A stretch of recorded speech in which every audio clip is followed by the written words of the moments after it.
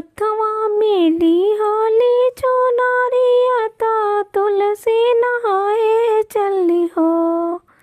हथवा में लिहली चुनरिया ता तुलसी नहाए चली हो। रामा रोहिया में मिल गइल रोको मिनता दिलवा के बात पूछे हो।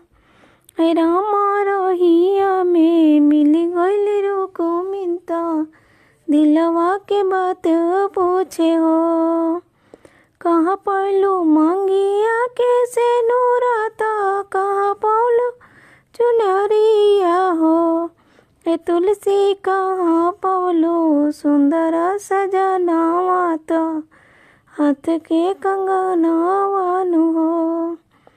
ए तुलसी कहाँ पौलू सुंदर सजनावा तो हाथ के कंगनवानु हो।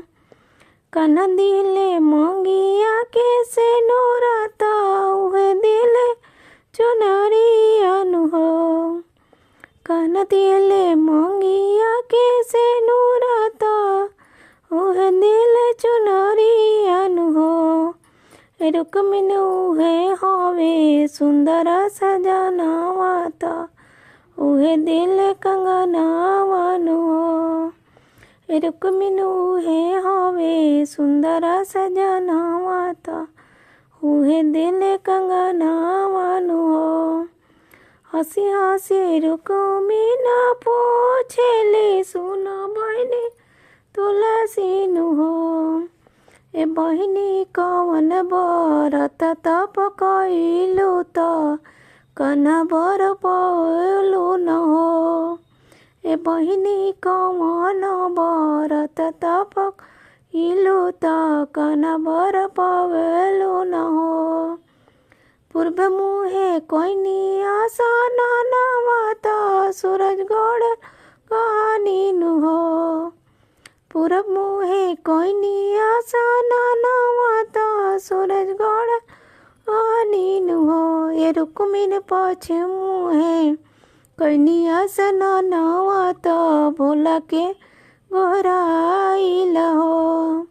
ए रुक्मिणी पश्चिम मुहे कोइनी आसन नवाता भोला के गोहराइल हो।